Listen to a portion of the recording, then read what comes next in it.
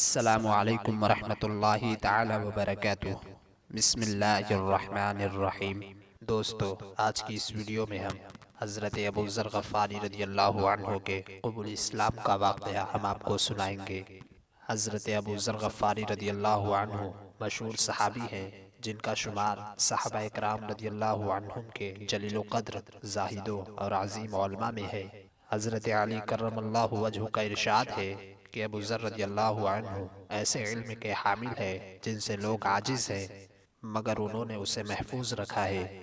جب ان کو حضور اقدس صلی اللہ علیہ وسلم کی نبوت کی پہل خبر پہنچی تو انہوں نے اپنے بھائی کو حالات کی تحقیق کے لیے مکہ بھیجا۔ جو شخص یہ دعویٰ کرتا ہے کہ میرے پاس وحی آتی ہے اور آسمان کی خبریں آتی ہیں، اس کے حالات معلوم کرے اور اس کے کلام کو غور سے سنے۔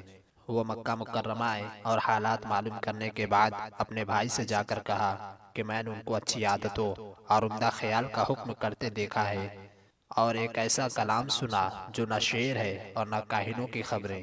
حضرت ابو ذر رضی اللہ عنہ کو اس مجمل بات سے تشکی نہ ہوئی تو خود سامان سفر کیا اور مکہ پہنچے اور سیدھے مسجد حرام میں گئے۔ حضور اقدس صلی اللہ علیہ وسلم کو پہچانتے نہ تھے اور کسی سے پوچھنا مصلحت کے خلاف سمجھا۔ شام تک اسی حال میں رہے۔ شام کو حضرت علی رضی اللہ عنہ نے دیکھا کہ ایک پردیسی مسافر ہے۔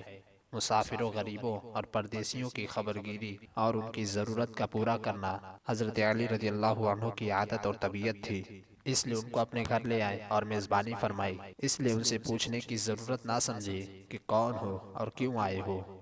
مسافر نے بھی کچھ ظاہر نہ کیا۔ صبح کو پھر مسجد میں آ گئے تاکہ آپ صلی اللہ علیہ وسلم کے متعلق کسی سے کچھ دریافت کریں، لیکن کوئی ایسا شخص نظر نہ آیا جو آپ صلی اللہ علیہ وسلم کے متعلق کچھ بتاتا۔ دوسری شام کو بھی حضرت علی رضی اللہ عنہ کو خیال ہوا کہ پردیسی مسافر ہے، بظاہر جس کے لیے آیا ہے وہ پوری نہیں ہوئی، اور رات کو بھی کھلایا اور سلایا، مگر پوچھنے کی اس رات کو بھی نوبت نہیں آئی۔ تیسری رات کو پھر یہی صورتحال ہوئی تو حضرت علی رضی اللہ عنہ نے دریافت کیا کہ تم کس کام کے لیے آئے ہو، کیا غرض ہے؟ حضرت ابو ذر رضی اللہ عنہ نے قسم اور عہد و پیمان کے بعد ان کو غرض بتائی۔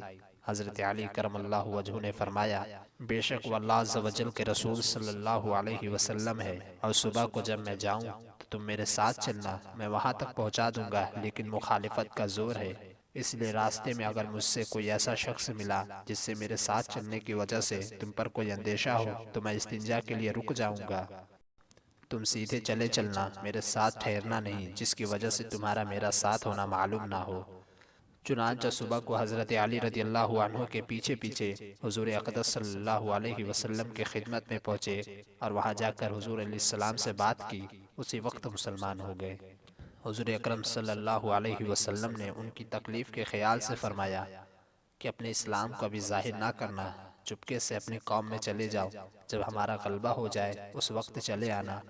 انہوں نے عرض کیا، یا رسول اللہ صلی اللہ علیہ وسلم، اس ذات کی قسم جس کے قبضہ قدرت میں میری جان ہے کہ اس کلمہ توحید کو ان بے ایمانوں کے بیچ میں جا کر پڑھوں گا۔ چنانچہ اسی وقت مسجد حرام میں تشریف لے گئے اور بلند آواز سے کہا، اشہد ان لا الہ الا اللہ و اشہد ان محمد رسول اللہ۔ پھر کیا تھا، چاروں طرف سے لوگ اٹھے اور اس قدر مارا کہ زخمی کر دیا، مرنے کے قریب ہو گئے۔ حضور اکرم صلی اللہ علیہ وسلم کے چچا حضرت عباس رضی اللہ عنہ، جو اس وقت مسلمان بھی نہیں ہوئے تھے، اور لوگوں سے کہا، کیا ظلم کرتے ہو؟ یہ شخص قبیلہ غفار کا ہے اور یہ قبیلہ ملک شام کے راستے میں پڑتا ہے، تمہاری تجارت وغیرہ سب ملک شام کے ساتھ ہے، اگر یہ مر گیا تو شام کا آنا جانا بند ہو جائے گا۔ اس پر ان لوگوں کو بھی خیال ہوا کہ ملک شام سے ساری ضرورتیں پوری ہوتی ہے، وہاں کا راستہ بند ہو جانا مصیبت ہے، اس لیے ان کو چھوڑ دیا۔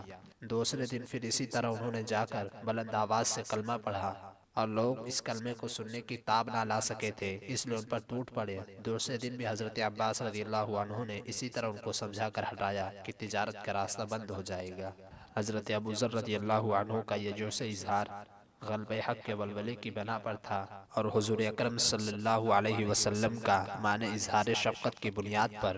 لیکن حضرت ابو ذر رضی اللہ عنہ نے دیکھا کہ سرکار کائنات صلی اللہ علیہ وسلم جب خود مصائب جھیل رہے ہیں تو ہمیں پیچھے رہنے کی کیا ضرورت، اس لیے اپنی راحت پر سرکار صلی اللہ علیہ وسلم کی اتباع عمل کو ترجیح دی، پھر اطاعت حق میں ہمیشہ سرگرم رہے۔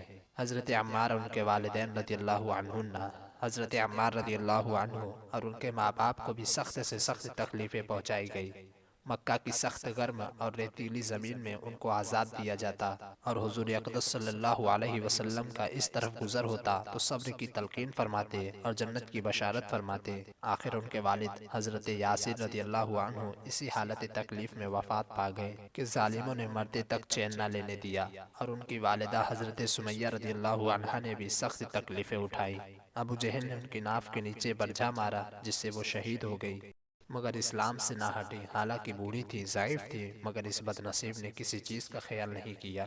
اسلام میں سب سے پہلی شہادت انہی کی ہے، اور اسلام میں سب سے پہلی مسجد حضرت عمار رضی اللہ عنہ کی بنائی ہوئی ہے۔ جب حضور اقدس صلی اللہ علیہ وسلم ہجرت فرما کر مدینہ تشریف لے گئے تو حضور صلی اللہ علیہ وسلم سے حضرت عمار رضی اللہ عنہ نے عرض کیا کہ یا رسول اللہ، آپ کے لیے ایک سایہ دار مکان بنانا چاہیے جس میں تشریف رکھا کریں اور دوپہر کو آرام فرمایا کریں اور نماز بھی سائے میں پڑھ لیا کریں۔ تو قباء میں حضرت عمار رضی اللہ عنہ نے اول پتھر جمع کیے اور پھر مسجد بنائی۔ لڑائی میں نہایتی جوش سے شریک ہوتے تھے۔ ایک مرتبہ وجد میں آ کر کہنے لگے، اب جا کر دوستوں سے ملیں گے، محمد صلی اللہ علیہ وسلم اور ان کی جماعت سے ملیں گے۔ اتنے میں پیاس لگی اور پانی کسی سے مانگا، اس نے دودھ سامنے کیا، اس کو پیا اور پی کر کہنے لگے، میں نے حضور صلی اللہ علیہ وسلم سے سنا کہ تو دنیا میں سب سے آخری چیز دودھ پیے گا۔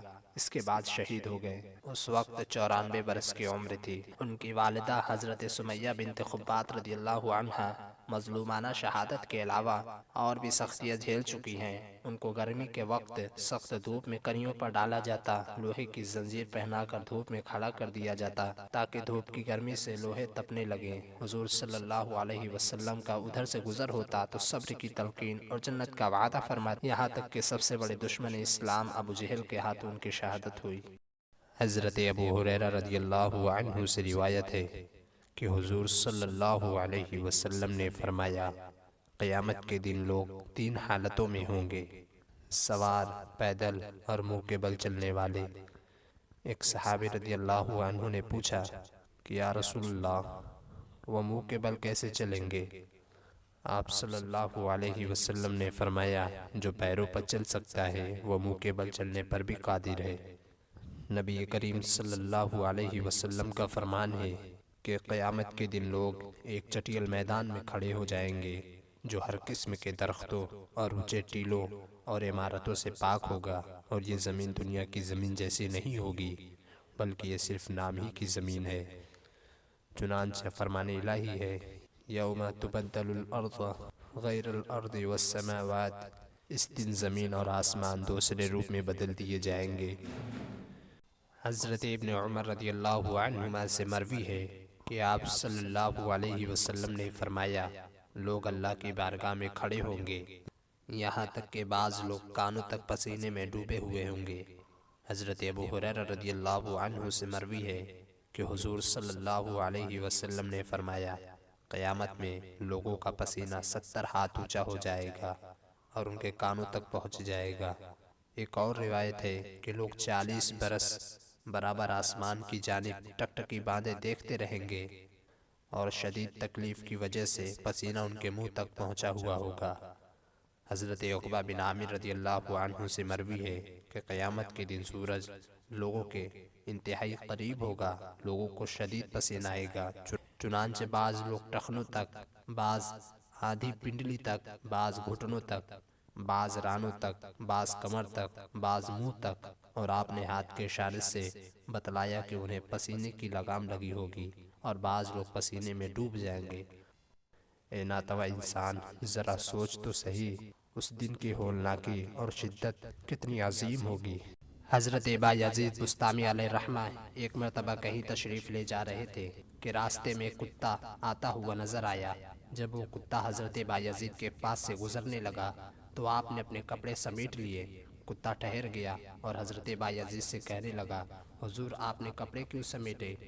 آپ نے فرمایا، اس لیے کہ تو نجس ہے۔ کتے نے جواب دیا، حضور اگر میری وجہ سے آپ کے کپڑے پلید ہو گئے تو یہ نجاست تو پانی کے ساتھ دھونے سے دور ہو جائے گی، اور اگر مجھے حقیر جان کر اور اپنے آپ کو بڑا جان کر غرور سے اپنے کپڑے سمیٹے تو تکبر و غرور کی نجاست دل میں پیدا ہو جائے گی، اور یہ دل کی نجاست 7 سمندروں کے پانی سے بھی دور نہ ہو سکے گی۔ حضرت بایزید بسطامی علیہ رحمہ کتے کی یہ بات سن کر فرمانے لگے، تو سچ کہتا ہے کہ واقعی تو ظاہری نجاست رکھتا ہے، مگر تکبر انسان باطنی نجاست رکھتا ہے۔ پھر فرمایا کہ اے کتے، تجھ سے مجھے بڑا سبق حاصل ہوا۔